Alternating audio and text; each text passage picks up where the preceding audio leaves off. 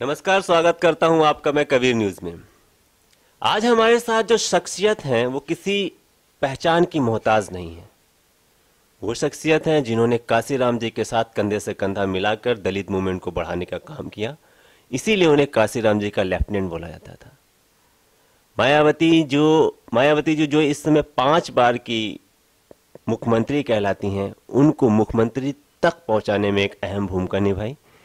बसपा बहुजन movement को, काशीराम जी के बहुजन movement को राजनीति मूवमेंट तक पहुंचाने के लिए, बसपा तक पार्टी बनाने के लिए जो एक पुरोधा के तौर पे जिन्होंने काम किया, वो शख्स आज हमारे साथ हैं। ये शख्स बसपा गवर्नमेंट में पूर्व मंत्री रह चुके हैं और बसपा के प्रदेश संयोजक, प्रथम प्रदेश संयोजक के तौर पर कार्य कर चुके हैं। सर, स्वागत है आपका कबीर न्यूज में। सर, अपना एक बार परिचय आप अपने मुखारबिंद से दे दें तो ज़्यादा अच्छा रहेगा सभी लोगों को। वर्तमान समय में तो मुझे राज बहादुर के नाम से जानते हैं, पूर्व मंत्री उत्तर प्रदेश सरकार, और इस समय मैं अनुशासन समिति में हूँ, कांग्रेस के अनुशासन समिति जो उत्तर प्रदेश कांग्रेस कमेटी की है, तो उसमें हम हैं। आपका एक बहुत बड़ा रोल रहा है दलित मूवमेंट को लेके चलने का काशीराम जी के साथ, तो उसी से हम आज कुछ बातें जानेंगे आपसे। आपका संगठनात्मक और राजनीतिक कैरियर में किस तरह का कुछ खट्टे मीठे अनुभव रहे होंगे। तो मैं शुरुआत करना चाहता हूं सर। आपने हर एक संगठन को देखा है, बामसेफ देखा, DS4 देखा, और आज उधर से लेके अभी तक के आपने पूरे मोमेंट्स को देखा है। तो थोड़ा सा जानना चाहेंगे सर कि बामसेफ एक उदयगंज की एक छोटी सी कोठरी से स्टार्ट हुआ था और आज महलों तक पहुंच चुका है। तो इस मूवमेंट में किस तरीके का संघर्ष किया था आपने, पहले कोठरी ये से उठा के महलों तक समझ ले गया जाने समझ में? गया। वो पहले तो एक कर्मचारी का संगठन बना था कि SC ST एम्प्लॉयज एसोसिएशन के नाम से। ये नागपुर से मनोहर काशीराम के नेतृत्व में बना था, DK खापर्डे के नेतृत्व में बना था, और 1973 में बना था। फिर 73 से 78 तक जो अम्बेडकरवादी मूवमेंट हैं उसका अध्ययन किया गया। जगह जगह लोग उसमें कार्यकर्ता लोग सब इधर उधर से गए। अब चूंकि मैं टेलीग्राफ में सर्विस करता था तो टेलीफोनिक सुविधा हमें बहुत ज़्यादा थी। तो पहले एक अर्जुन सिंह थे इनकम टैक्स इंस्पेक्टर, और भास्कर साहब थे ये टेलीफोन ऑपरेटर थे। तो वो दोनों साथी हमसे मिलने आए, और GPO में उस समय मैं सेंट्रल टेलीग्राफ ऑफिस की जो SC ST यूनियन है तो उसका मैं संयोजक था, प्रेसिडेंट था। तो इसलिए हम लोग 14 अप्रैल की तैयारी में GPO पार्क में बैठ के 10-20 साथी लोग विचार विमर्श कर रहे थे। उसमें भास्कर और अर्जुन सिंह इंस्पेक्टर आए, और उन्होंने फिर बामसेफ के विषय में बहुत ज़्यादा बताया विस्तार से, और कहा ये मूवमेंट हम लोग चलाना चाहते हैं, और जो वर्टिकल सिस्टम है इस देश में या इस समाज में, हाँ, वर्टिकल सिस्टम जो है जाति की, उसको पैरेलल सिस्टम में लाना चाहिए और समता मूलक समाज बनना चाहिए। तो उसमें हम लोग कहा भाई देखिए, बहुत से लोग आते हैं और चले जाते हैं, लेकिन अगर कोई ठीक ठाक से काम करना हो तब तो हम लोगों से इसके विषय में चर्चा कीजिए। तो फिलहाल हम लोग अंततोगत्ता हमने साथियों को छोड़ा कि हम कहा भाई साथ देना हो तो ये बामसेफ की तरफ देखा जाए। अगर आप लोग साथ नहीं देंगे तो अकेले हम क्या कर सकते हैं। तो साथियों ने कहा नहीं भाई राज बहादुर जी, आप तो हमेशा हम लोगों की लड़ाई लड़ते हैं, PNT यूनियन में आपका महत्व है, और आप जो है इसके लिए जो है आप करिए, ये मूवमेंट ठीक लगा।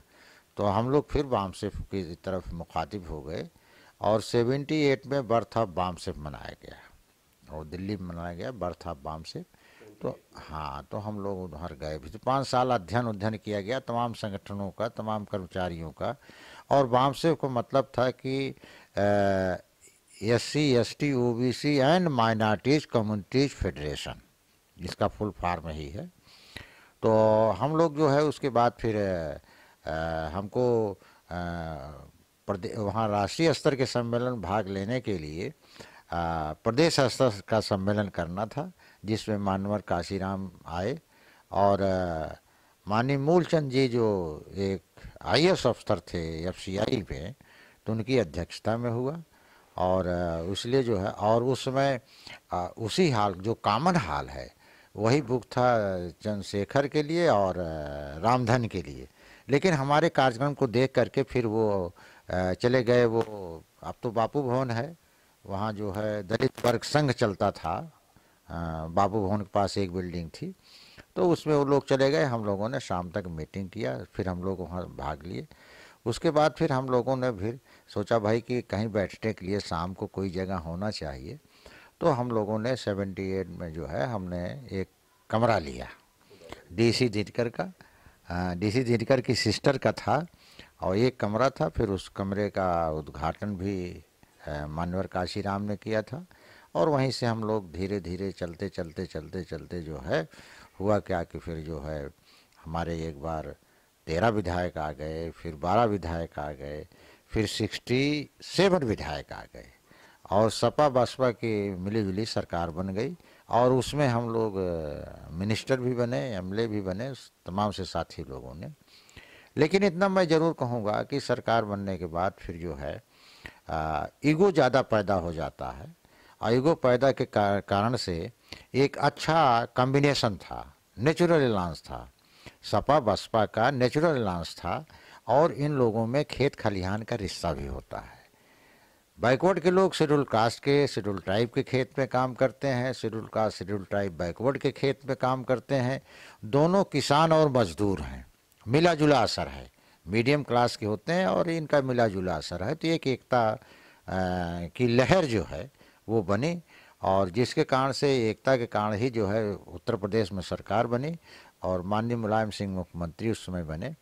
लेकिन ये बात जब समता मूलक की तरफ हमारा मूवमेंट बढ़ने लगा और कामयाबी से बढ़ने लगा, तो फिर क्योंकि डिसीजन मेकिंग पावर जो सदियों से उपेक्षित थे, सदियों से वंचित थे, उनके हाथ में जब पावर आया, जो बाबा साहब कहते थे ना कि political power is master key by which we can open each and every lock. हर समस्या का समाधान जो है राजनीतिक सत्ता से होता है। इसमें जो भारतीय जनता पार्टी है उसको सबसे बड़ी चिंता हुई। उसने सोचा कि अगर ये गठबंधन इतना मजबूती से चलता रहा तो हम तो गांव के प्रधान भी नहीं होंगे, तो बाकी सरकार एमएलए एमपी होना तो है। तो इसलिए जो एक ब्रह्म फांस होता है, मनुवाद का एक ब्रह्म फांस है, जिसको कहते साम दाम दंड भेद छल कपट स्वर्ग नरक पाप पुण्य, ये 10 बातें हैं, यही ब्रह्मफास है।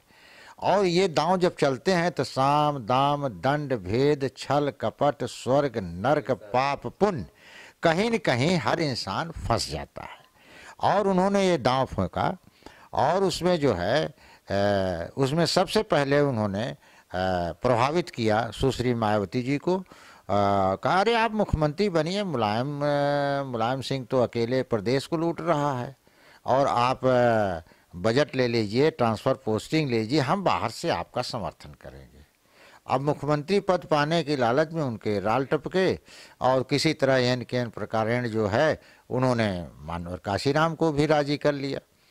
और फिर जो बीपी सिंह थे उन्होंने मुलाकात कराई माननीय अटल बिहारी वाजपेयी से, और फिर उसके बाद सौदागेरी शुरू हो जाती है और गठबंधन वापस मतलब विड्रा हो जाता है, और ये सरकार गिर जाती है, और तुगत्ता सुश्री मायावती जी मुख्यमंत्री बन जाती हैं। लेकिन उसके बाद मुख्यमंत्री बनने के बाद ये अच्छी मुख्यमंत्री बनना ना बनना ये इम्पॉर्टेंट नहीं है। इम्पॉर्टेंट ये था कि जो हमारे विंग थे, पाम सेफ था, DS4 था, BRC था, और हमारा एक पेपर चलता था बहुजन संगठक, ये सारे के सारे जो है धराशायी हो गए, मतलब लगभग धीरे धीरे जो है नेगलेक्ट हो गए और बंद हो गए। तो इसलिए क्या है कि ये जो सोर्स ऑफ पावर था वो कम हो गया। तो सोर्स ऑफ पावर जब कम हो गया तो धीरे धीरे क्या है कि जैसे भारतीय जनता पार्टी जो वर्टिकल सिस्टम को प्रियॉरिटी देती है, जाति व्यवस्था को प्रियॉरिटी देती है, तो उसको जब सोचा कि भाई जब तक ये शेड्यूल बैकवर्ड अलग नहीं होंगे तो हम अपनी व्यवस्था को बनाए रखने में हम लोग फेल हो जाएंगे, सक्षम नहीं रहेंगे। लिहाजा उन्होंने अलग कर दिया। और उसके बाद ये हुआ कि जो 3-4 बार जो श्री मायावती जी मुख्यमंत्री रहे तो उनके सलाहकार सतीश मिश्रा रहे। जो वर्टिकल सिस्टम का पोषक है वो कैसे जो है पैरेलल को पसंद करेगा, समतामूलक समाज को नहीं पसंद करेगा। तो घुन की तरह जो है ये, हाँ, घुन की तरह लगे रहे। और इसमें जो है और इसके डायरेक्टर भारतीय जनता पार्टी रही। डायरेक्ट आप ये कह रहे हैं ना कि मतलब जिस तरह से स्टार्ट हुआ था आज वो खत्म होता चला जा रहा है, भारतीय जो समतामूलक समाज की स्थापना जो कांशीराम जी ने करी। ये जो चीज़ बढ़ रही थी भाई, सीधी सी बात, सरकार आ गई तो आपका जो जो आप शिक्षा से, सुरक्षा से, संपत्ति से, स्वास्थ्य से, रोजगार से, मान सम्मान से वंचित थे, तो सब आपको अधिकार है, आप लीजिए, आप करिए उसको, नियम जो भी कमी बेसी हो बनाइए। लेकिन अब दिक्कत ये हो गई कि जब सत्ता में आने के बाद सलाहकार वही हो गए जो मनुवादी थे, जो जाति व्यवस्था को मानते थे, वर्टिकल सिस्टम के पोषक थे, और सीधी से मैं कहना चाहूँगा कि जो शेड्यूल कास्ट, शेड्यूल ट्राइब और बैकवर्ड के विरोधी थे, जिन्होंने एक लंबे अरसे से हर चीज़ से इनको वंचित किया था। तो ब्रह्मफांस लगा करके जो साम दाम दंड भेद छल कपट स्वर्ग नरक पाप पुण्य, तो इसका जो एक दांव खेला तो उसमें जो है उस जाल में जो है फंस गए। सुश्री मायावती भी फंस गई, काशीराम जी फंस गए। वरना तो इस सपा बसपा का जो गठबंधन था इसका कोई जवाब था ही नहीं। ये मैंने बताया ना कि ये गठबंधन नेचुरल था। और अब उसके बाद हुआ क्या कि 3-4 बार की मुख्यमंत्री बन गई, लेकिन किसी भी स्टेट में इनका कोई प्रभाव नहीं आ पाया। आप मिशनरी व्यक्ति थे, आपने मिशन को आगे बढ़ाने का काम किया, इसीलिए कांशीराम जी शायद आपको बहुत पसंद करते थे। लेकिन क्या मायावती जी आपको इतने ही पसंद करती थी? आपके ड्रॉबैक का कारण क्या मायावती जी बनी? नहीं, वो मायावती ड्रॉबैक नहीं बनी, लेकिन काशीराम हमको इसलिए पसंद करते थे कि जो उनका डायरेक्शन होता था, तो हमारी एक टीम थी और सभी जो चपरासी से लेके उसमें हम चीफ सेक्रेटरी तक इन्वॉल्व किए हुए थे। तो जिसके कारण से हम पूरी तरह से, हमको फंडिंग की या किसी चीज़ की दिक्कत नहीं होती थी। मैं स्वयं टेलीग्राफ में था, तो उनके सारे प्रोग्राम, चाहे कनाडा जाने का हो, चाहे जापान जाने का हो, मैं स्वयं उसको, या कलकत्ता, देश भर में कहीं जाते थे तो मैं प्रोग्राम यहीं से बना देता था, टेलीफोनिक सूचना दे देता था। तो काम के ऊपर वो चाहते थे। उसमें क्या है कि तब तो मायावती जी पैदा नहीं थी। जब हम ये चीज़ शुरू कर रहे थे तो उसमें मायावती का तो जन्म, मायावती का जन्म तो जब पार्टी बनी तब हुआ, उसके पहले इनका जन्म नहीं था। तो इसलिए क्या है कि ये तो बाद में आई, डिबेट वेट में भाग लेती थी। लेकिन इतना ज़रूर है कि उन्होंने मतलब मायावती ने कोशिश किया कि भाई हम सबसे आगे रहें, लेकिन जब तक हम रहे और काशीराम मानते रहे तो वो आगे नहीं हो पाई। इसलिए उनको ये डर था कि भाई नंबर 1 पर जो उनकी इच्छा थी वो पूरी नहीं हुई। वो तो बाद में पूरी हुई जब अंदर से अंतर में हाँ, अंतर्द्वंद क्या था भाई, काम में फेल हो जाती थी। जैसे चुनाव हुआ उत्तर प्रदेश के, जब चुनाव हुआ तो 67 जो जीते थे वो सब हमारे इलाके थे, 4-5 लोग इनके तरफ से जीते थे। तो ये भी था कि रिजल्ट देने में वो 0 रहती थी हमारे सामने। और मेरी जीत थोड़ी, तो हमारे साथी सब मिशनरी लगे थे, इसलिए बिना लालच लोभ के, बिना खाए पिए अपना चलते रहते थे। तो इसलिए क्या है कि उनके अंदर ईगो बहुत ज़्यादा था, तो इसलिए जो है वो अपना जो है सामने किसी को पसंद नहीं करती थी शायद। अभी वही नियम है कि डिक्टेटरशिप चल रहा है उनका। नहीं, उनकी जो एक तृष्णा है, तृष्णा एक पराकाष्ठा पर रहती है। उनकी जो भूख है, चाहे वो पैसे की भूख हो, चाहे सत्ता की भूख हो, चाहे कुर्सी की, जो भी भूख है उनकी तृष्णा है, तो उसके लिए वो सब कुछ करती हैं। अगर समाज का नुकसान करना होगा तो समाज का नुकसान कर देंगी, किसी कार्यकर्ता को समाप्त करना है तो उसको भी समाप्त कर देंगी। तो यही तो कारण है कि सत्ता में आने पर उनके जो चीफ सलाहकार रहे सब मनुवादी रहे, ब्राह्मणवादी रहे, और जो अंततः अंदर से जो है, जो जाति या वर्ण व्यवस्था को मानने वाले लोग हैं। और उन्हीं कारण से हुआ क्या कि 4 बार मुख्यमंत्री के बाद किसी स्टेट में इनका कुछ नहीं बन पाया। कुछ नहीं बना पाई। उसका कारण यही था कि ये बातें लोग सब बाहर भी जाती रही कि भाई जो सरकार है और यहाँ पर क्यों दूसरे स्टेट में नहीं बढ़ी, और किसी स्टेट में नहीं जिता पाई, आपके यूपी में नहीं जिता पाई। वो तो सरकार बनने के बाद तो फिर माहौल कुछ चेंज होता है, फिर उसमें बैनर द बिहाइंड बीजेपी हमेशा रहती थी और सौदागिरी, हाँ, और इसलिए कि कहीं फिर न लौट जाए समाजवादी के साथ। अच्छा, तो जो अंबेडकर जी ने एक मूवमेंट चलाया था अपना, बहुजन मूवमेंट का, जिसको कहते थे हम लोग बहुजन मूवमेंट, आरोप हमेशा ये लगते रहते थे कि कांसी आरपीआई का बहुजन मूवमेंट था, आरपीआई का था मूवमेंट। तो कांसीराम जी के ऊपर आरोप ये लगते रहे कि नहीं, उनके बहुजन मूवमेंट को उन्होंने पावर मूवमेंट पे कन्वर्ट कर दिया। क्या ये बात सही थी? भाई सीधी सी बात है कि जो बाबा साहब कहते थे कि पॉलिटिकल, बाबा साहब ने देखिए, वो तो जल्दी 1956 में डेथ हो गई। आरपीआई का सब कुछ बना हुआ था माहौल, सब कुछ तैयार था, लेकिन वो इम्प्लीमेंट नहीं हुआ, उनकी डेथ हो गई। उनके जिन्होंने राख पर शपथ लिया था और धीरे धीरे कि हम इसको पूरा करेंगे, वो किन्हीं कारणों से वो ईगो इतना डेवलप हुआ कि वो अलग अलग हो गए। आरपीआई खापा डे आप ले, तो आरपीआई के 2-3 भाग हो गए, लिहाजा वो सफल नहीं हुई। और ये कहना है कि जो मिशन को पावर में कन्वर्ट करना, तो मिशन को पावर में नहीं कन्वर्ट करने का, बल्कि मिशन इसीलिए चलाया गया था कि हाँ, हाँ, हम अपने लक्ष्य को कैसे प्राप्त करेंगे जब तक हमारे पास पावर नहीं होगा।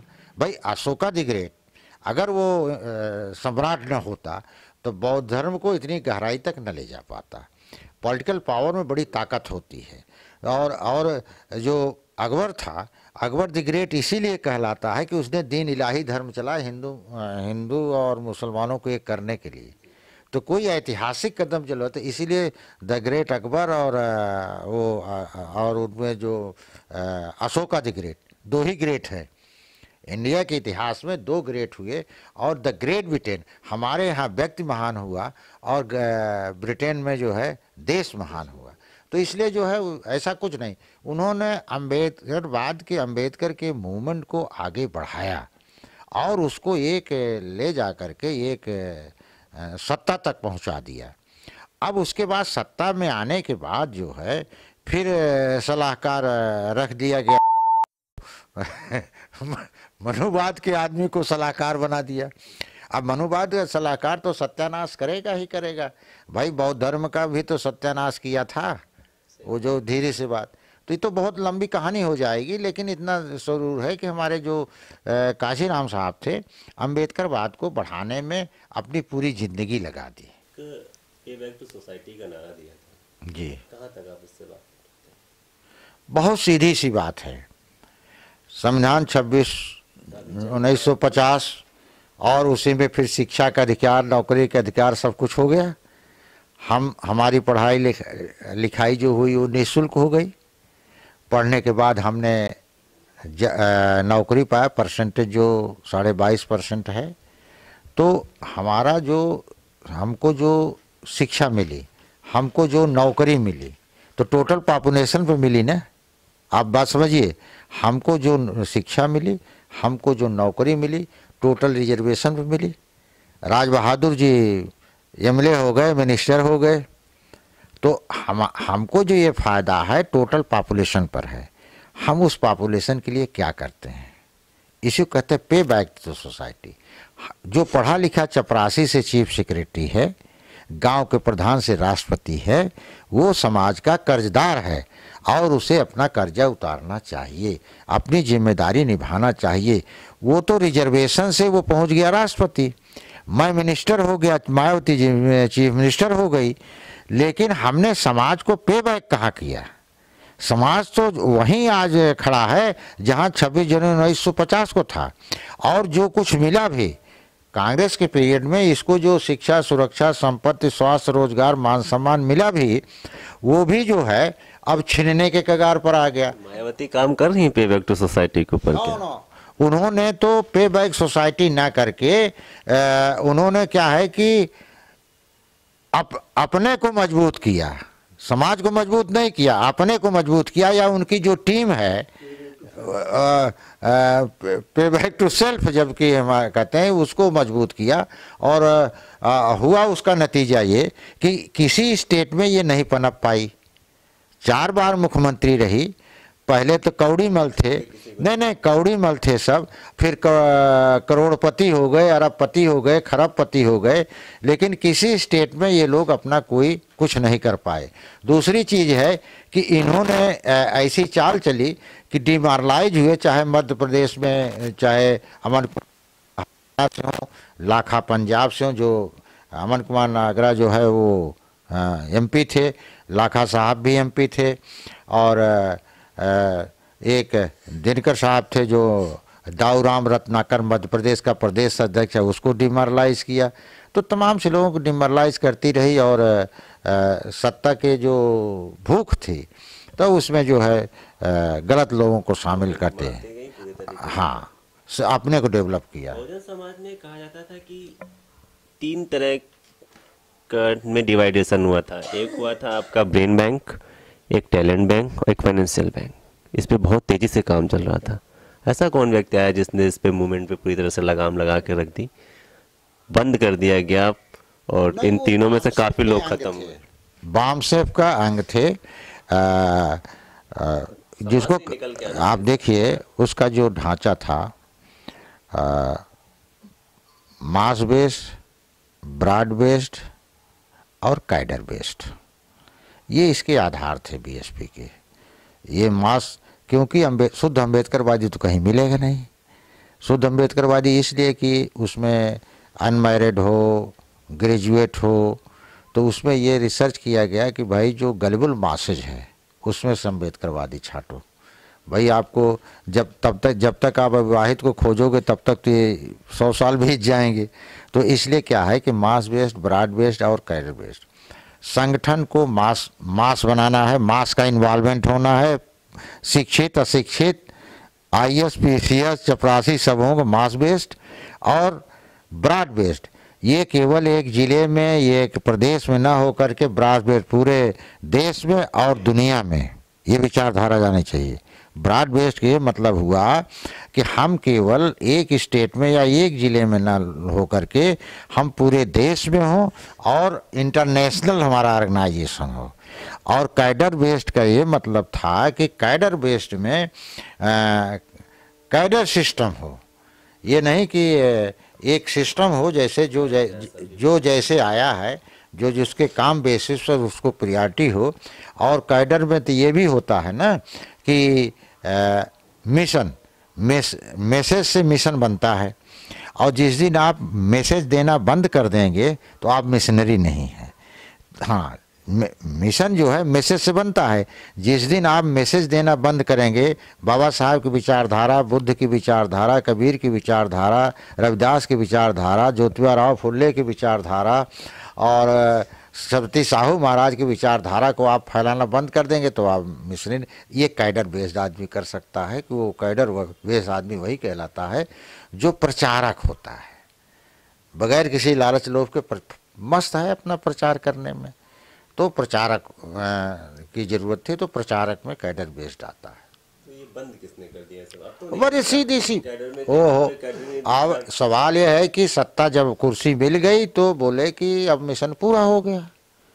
अब मिशन के बजाय अब जो है कमीशन वाला काम शुरू कर। कहा यह भी जा रहा है कि काशीराम जी राजनीतिक बल और धन बल को ही मतलब प्राथमिकता के साथ सम्मानित दृष्टि से देखते थे। क्या वाकई में ये चीज़ सही है कि काशीराम जी राजनीतिक बल की राजनीति की ओर जाइए और इसके बाद धनवान लोगों के या धन बल की ओर ज़्यादा आकर्षित रहते थे? नहीं, देखिए, जब तक काशीराम थे टिकट तो मैं ही बांटता था, वो दस्तखत कर देते थे, मैं ही बांटता था। 73 to 94, 95-96 में सरकार बनी, 74 to 94 तक कभी भी किसी से एक नया पैसा लेना देना नहीं होता था। हम लोग चंदा चुटकी से जो मालते थे, 20,000 में केराकत का विधायक जीत गया, ये 15,000 में भास्कर जी एमएलए होके आ गए। तो इसलिए क्या है कि ये बिल्कुल नहीं था। और काशीराम में जरा सा भी ये नहीं था कि भाई इसमें जो है गड़बड़ी हो।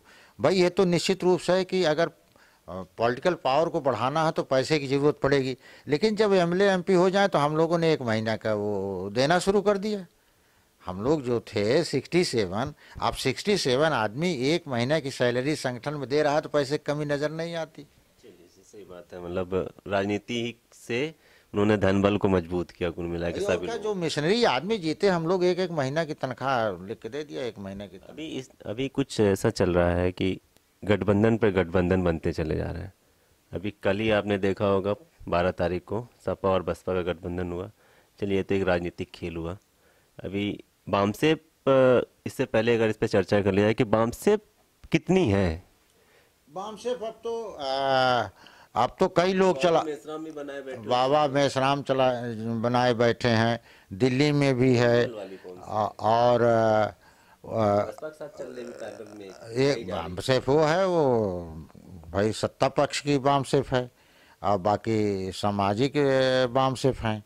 तो सामाजिक बामसेफ जो हैं वो सत्ता पक्ष की बामसेफ से बेटर हैं। अच्छा, बाबा मेसराम वाली बेटर है मतलब। बाबा मेसराम की नहीं, इसमें जो आपका झल्ली साहब भी तो हैं, झल्ली साहब का भी कमज़ोर थोड़ी मामला है।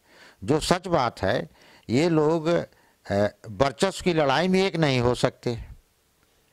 कमी इनमें है कि सब राष्ट्रीय अध्यक्ष बनना चाहते हैं। कोई आदमी अपने को कम समझ नहीं रहा, जो ईगो है। तो इसलिए क्या है कि बामसेफ के वो 3-4 पार्ट हो गए, जिसके वजह से वो किसी न किसी के किसी रूप में पेंडुलम बन के रह गए, और उनको कोई कामयाबी मिलेगी नहीं। अभी आपने देखा कि शिवपाल जी ने भी नई पार्टी बनाई हुई है। वावन मेसराम जी अपनी अलग से बना के रखे हुए हैं। हालांकि वो कहते हैं हम संगठन चला रहे हैं, वो मार्तंड जी उनकी पार्टी चलाते हैं, बहुजन मुक्ति मोर्चा। दोनों ने आपस में समझौता कर लिया है। मिशन दोनों के अलग अलग है। हालांकि बहुजन हिताय की बात करते हैं, कहते हैं कि बहुजन हिताय। क्या फर्क पड़ेगा? क्या फर्क पड़ेगा? नहीं, शिवपाल का और बाबा मेसराम का है। कोई फर्क पड़ेगा? नहीं, वो तो सर्वाइवल के लिए गठबंधन है, किसी से क्यों जिंदा रहेंगे। अरे नामो माता रहेगा, जिंदा रहेंगे इस वजह से बस। अच्छा, मायावती जी पे अभी भी जात विरोधी होने का बड़ा दंश झेल रही हैं कहीं ना कहीं। और इससे पहले कहते थे कि कांसीराम जी भी जातिगत विरोधी थे, या किसी एक जाति के प्रति ज़्यादा उनका सम्मोहन देखने को मिलता था।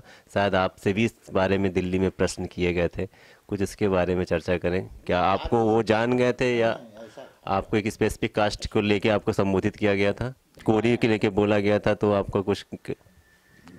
ये ऐसा हुआ कि जब यहाँ गेस्ट हाउस कांड हुआ, ठीक, तो जब गेस्ट हाउस कांड हुआ तो उसके बाद जो है, चूँकि मुलायम ने प्रस्ताव रखा कि आप सरकार न गिराइए, राज बहादुर को मुख्यमंत्री बनाइए, हम राजी हैं। आपका पक्ष लिए हुए थे? नहीं, पक्ष क्या, उन्होंने प्रस्ताव रखा कि राज बहादुर को बना लीजिए। तो काशीराम ने जरूर कहा मुलायम सिंह से कि आप उसके चक्कर में क्यों पड़ते हो, वो तो चमार है ही नहीं। अच्छा, वही पूछ रहा हूँ कि मतलब कोरी और चमार का भेद था ना, वहाँ आपके साथ हुआ ना ये? कौन चमार है ही नहीं, तुम उसके चक्कर में क्यों पड़े हो। तो ये बात मुलायम सिंह ने बेनी बाबू से बोला। तो बेनी बाबू ने कहा कि आपको डाउट हो सकता है, मुझे कोई डाउट नहीं है, और हम जानते हैं कि वो चमार जाटव कुरील धुसिया की एक वर्ग है, इसी में से आते हैं। और उनको, हालांकि काशीराम के अंदर ये सब कुछ नहीं था, वरना तो पार्टी पावर में कभी नहीं आती। जात विशेष पर कोई पार्टी सफल नहीं हो सकती। मायावती जी में तो लग रहा है, क्योंकि उन्होंने राष्ट्रपति पे ऐसा स्टेटमेंट दिया था कि वो एक विशेष जाति कोरी से आते हैं जिसका प्रतिनिधित्व बहुत कम है। तो क्या लगता है कि बसपा के मतलब एक चमारवाद हावी है? मायावती जी को देख के तो ये लगता है कि अभी जो उन्होंने राष्ट्रपति जी पे, महामहिम राष्ट्रपति जी पे एक स्टेटमेंट दिया कि एक विशेष जाति कोरी से आते हैं, तो क्या नहीं दिया, लेकिन हम इतना जानते हैं कि सुश्री मायावती जो है वो जो है मनुवादियों के कब्जे में हैं, और उसमें उनके जो सलाहकार हैं तो उनको इतना भय कर दिए हैं कि भाई वो जो है तुम्हारी जान को खतरा है और सारा खतरा है, और वो सबसे ज़्यादा फायदा जब भी बहुजन समाज पार्टी बनी है सवर्णों का हुआ है, सबसे ज़्यादा फायदा। और सबसे ज़्यादा उत्पीड़न इनके शासन में SC ST का हुआ है और महिलाओं का सबसे ज़्यादा उत्पीड़न हुआ है। तो कैसे हम मान लें कि ये भाई इनके में, इनकी सरकार में कैबिनेट मिनिस्टर कोई नहीं था।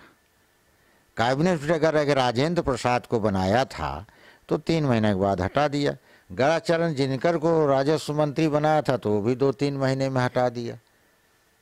दद्दू प्रसाद को बनाया था, लेकिन दद्दू प्रसाद कोई भी चीज़ लागू नहीं कर सकते थे, वो भी नाम मात्र के थे, वो कोई लघु या कुछ ऐसा का मंत्री थे।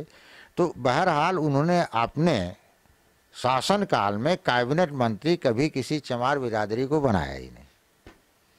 शेड्यूल कास्ट किसी व्यक्ति को नहीं शेड्यूल नॉट, लेकिन चमार कास्ट को नहीं बनाया। आपने सवाल है कि कोई चमार कैबिनेट मिनिस्टर था ही नहीं इनके कैबिनेट में।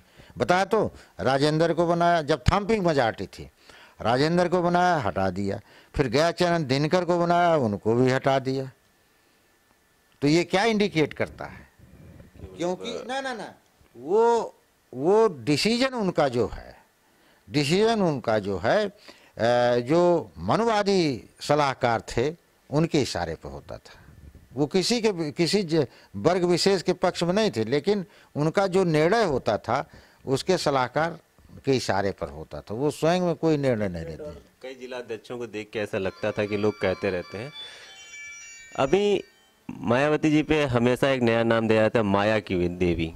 क्या आप इससे सहमत रखते हैं? मायावती जी को हमेशा कहा जाता है माया की देवी, क्या सहमति रखते हैं आप इस चीज़ से? माया की देवी हो चाहे जो देवी हो, देवी तो देवी होती हैं। अब मायावती जी चूँकि इन कंपटीशन में उन्होंने भी अथाह दौलत बना ली, मुलायम सिंह ने भी अथाह दौलत बना ली, जिसकी वजह से ये लोग बेंट पान है फॉरवर्ड पर। भारतीय जनता पार्टी के इशारे पर ये इकट्ठा भी होते हैं, अलग भी हो जाते हैं। अथाह दौलत है, वो डरा देती है। डंडा तो इसमें माननीय प्रधानमंत्री मोदी के हाथ में है। वो डंडा दिखा देता है कि जब लालू जेल से आके जयललिता जेल से जा सकती है और जेल जा सकते हैं तो तुम भी जेल जा सकती हो, तो दोनों भाग जाते हैं महागठबंधन से। आप पहले प्रदेश संयोजक थे सर, ठीक है। बाबू कुंदन लाल जी पहले प्रदेश अध्यक्ष थे, और कई अभी अगर सीरीज गिनेंगे नाम है। पार्टी बनी तो 85 में, पार्टी 85 में बनी, और तब मैं सर्विस में था भाई। 85 में पार्टी, तो हमने 87 में नौकरी छोड़ी है। तो अब 2 साल नौकरी में रह के हम तो कुछ हो नहीं सकते।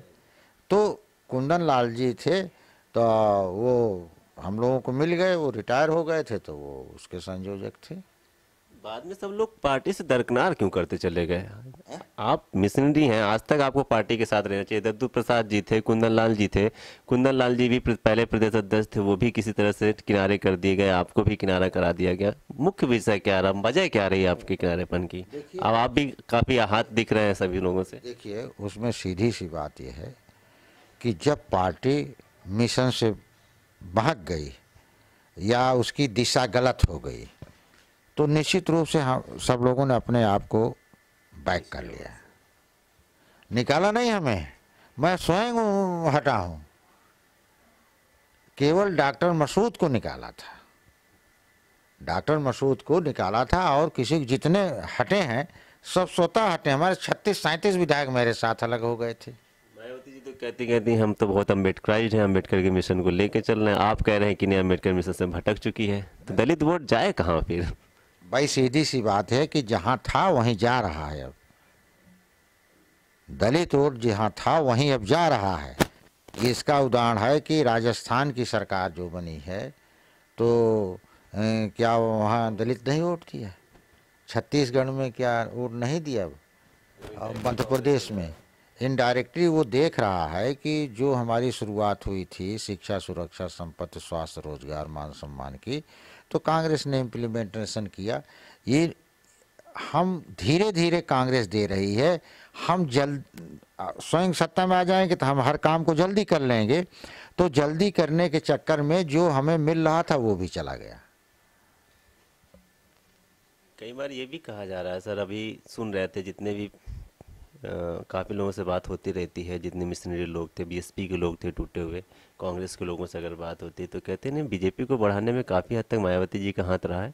2002 में हम लोग देख भी चुके हैं उसको, नहीं, क्या ये हम तक वाकई? नहीं, लोग 100% कहते हैं, हम 200%, क्योंकि उसके पहले इसका भारतीय जनता पार्टी का उत्तर प्रदेश में आता पता नहीं था, और इन्होंने जब इससे मिल करके सरकार बनाने लगे तो सारे काम धाम उनके होने लगे, मंत्री जो है, और जुल्म जाति भी बढ़ने लगी। भाई सीधी सी बात है कि भारतीय जनता पार्टी जो है वो सत्ता में इसीलिए आ गई कि उनको बढ़ाने में बीएसपी का हाथ है, और उसी सुश्री मायावती की वजह से उनको मौका मिला, वो बढ़े आगे। अभी सपा बसपा का जो गठबंधन हुआ है उसके बारे में क्या कहना चाहेंगे, कहाँ तक सफल होगा उत्तर प्रदेश अभी में? तो मैं यही कहूँगा कि दोस्ती अच्छी चीज़ होती है, सपा बसपा की शेड्यूल और बैकवर्ड की दोस्ती है, और ये आगे बढ़े फले फूले।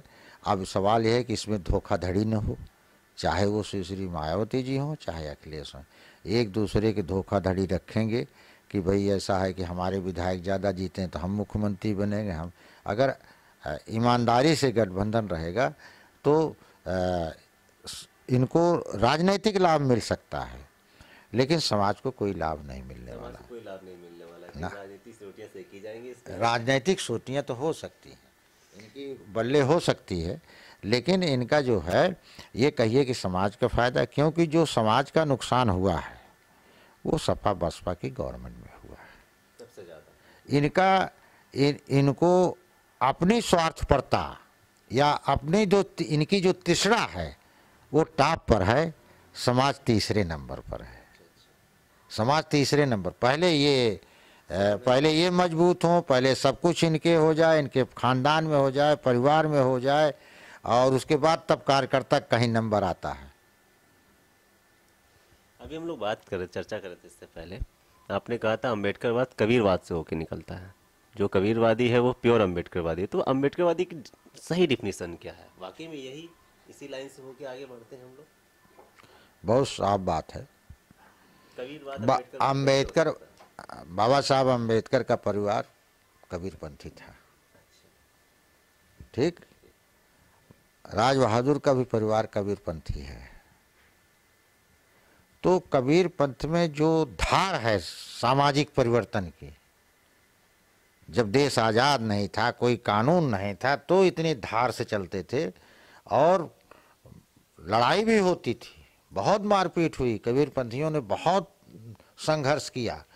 और संविधान तो बाद में आया है, संविधान तो बाद में आया, तो उसके बाद उसी से प्रेरित होकर के बाबा साहब के गार्जियन जो थे वो कबीरपंथी थे, उसी से प्रेरित होकर के जो है बाबा साहब को प्रेरणा स्रोत कौन है? छत्रपति साहू महाराज, ज्योतिबा राव फुल्ले, माता सावित्रीबाई फूले, कोल्हापुर नरेश और गौतम बुद्ध, और तमाम से ये जो प्रेरणा जहाँ से लिया, क्योंकि अगर ज्योतिबा राव फुल्ले न होते तो बाबा साहब भी न होते। तो जिनकी वजह से बाबा साहब के प्रेरणा स्रोत जो हैं तो वहीं से हैं, तो जो ये सब मोस्ट प्रोबली जो थे, तो और बाबा साहब परिवार कबीरपंथी था। और ये भी जान लीजिए, जो कबीरपंथी समाज था, पर्टिकुलर रूप से देखिए इधर सुल्तानपुर, प्रतापगढ़ हैं, तमाम जिलों के जो कबीरपंथ था, वो बीएसपी में पहले जुड़ा।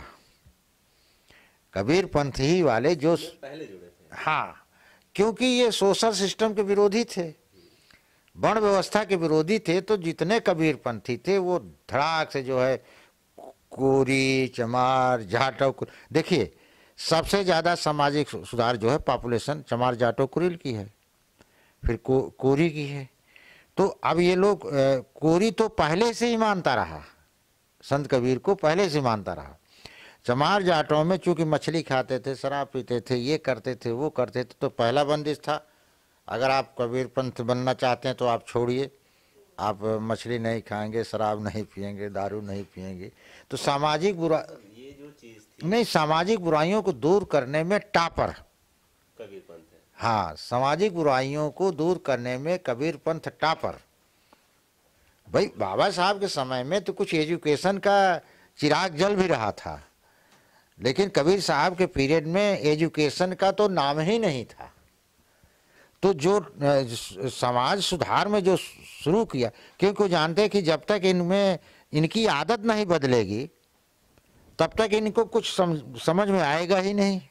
ये बहुत बहुत अच्छी आपने बताई। और आप सुन लीजिए, भी हमसे कहते थे यही जो ये चमरटुलिया चौक और ये जो बना है, कहें साहब आप आइएगा तो सुबह आइए, शाम को मत आइए।